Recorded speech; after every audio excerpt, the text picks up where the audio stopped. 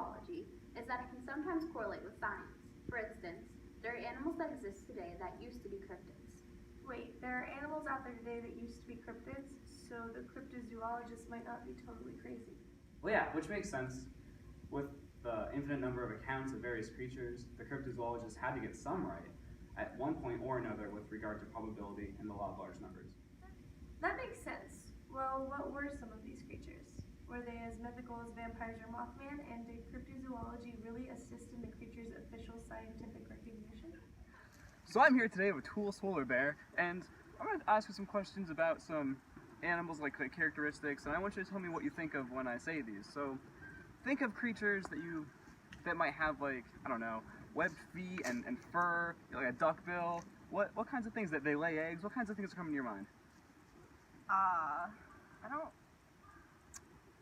mutated dog? I don't know what would have a duck bill and like webbed feet besides, like, ducks. But I don't know, a New York pigeon. One of these creatures is the platypus. The platypus's background originates from stories of a creature with reptile, bird, and mammal characteristics. And these stories were formulated in Australia in the 1700s. The stories eventually made their way to Europe, and the first specimen was given to British scientists in the early 1800s. Upon receiving a platypus specimen, the scientific community was skeptical about it being legit, and rightfully so due to its strange appearance. In fact, in the 18th century, when a platypus carcass was discovered, the scientific community passed the creature off as the work of a talented Chinese taxidermist. A berry. He's a semi-aquatic, egg-laying mammal of action. I mean, well, maybe not exactly like that, but the platypus is still fairly exotic, with its duckbill, webbed feet, fur, venomous feet, and egg-laying ability. One can easily understand how it used to be a cryptid. What other animals used to be cryptids? So I'm here again with Tool Swoller Bear. Look at her, she's just ridiculous. And so I'm going to list off characteristics for you, and I want you to tell me the animal that you think of.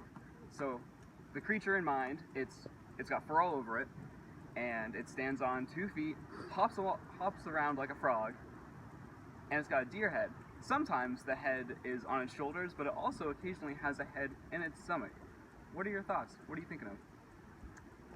Mine is like it hopping around like a frog. It kind of sounds like Totoro. Another example of an animal that used to be a cryptid is the kangaroo. Early explorers of Australia came back to Europe with stories of creatures that stood upright like men, hopped around like frogs, had heads like deer, and sometimes they contained 2 heads, one above the shoulders and one in the center of the body. To the average person back then, these creatures sound terrifying and extremely paranormal. However, in the 1770s, a dead specimen was sent back to Europe, and after studying it, the scientific community declared it an actual animal. These descriptions sure do sound like a typical kangaroo, but as someone coming from a land where that was never seen before, it's understandable to think the creature to be paranormal. Are there any other creatures that were once cryptids? The giant squid is another example of a cryptid that has become accepted by science. Reports of the giant squid go far back as Aristotle and Roman naturalist Pliny the Elder. Therefore, because of how far back the reports go, it is expected that the squid inspired the mythology behind the Kraken of Norse mythology, Scylla of Greek mythology, and Lusca of Caribbean folklore. Scientists had a hard time trying to determine whether or not the stories were legitimate, not only because of mythology, but also because squid specimens were rarely complete, which made it hard to say anything about the creature. In fact, early carcasses were interpreted as mermen, so it's not hard to see why the squid stayed mysterious for so long. The first confirmed discovery didn't happen until the 1870s. It also doesn't help that the giant squid resides in the depths of the ocean, which makes it extremely hard to go out and search for it. However, with the technology of the past decade, photos can be taken of a live specimen. With each cryptid that has been documented, there has been a good bit of mixture between myth and reality. However, arguably, that documentation was still documentation nonetheless. And as the documentation piled up for a specific creature, the more the scientific community was forced to research the animal. Perhaps, but when a scientist looks into one of these creatures, they need to be extremely skeptical because of the usual lack of evidence gullibility, and hoaxes that are associated with cryptozoology. Supporting a creature that doesn't actually exist could totally tarnish the reputation of a scientist.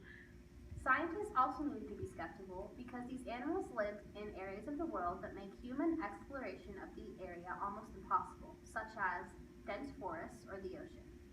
Also, most of these creatures have no desire to interact with humans, so they will remain hidden for as long as possible.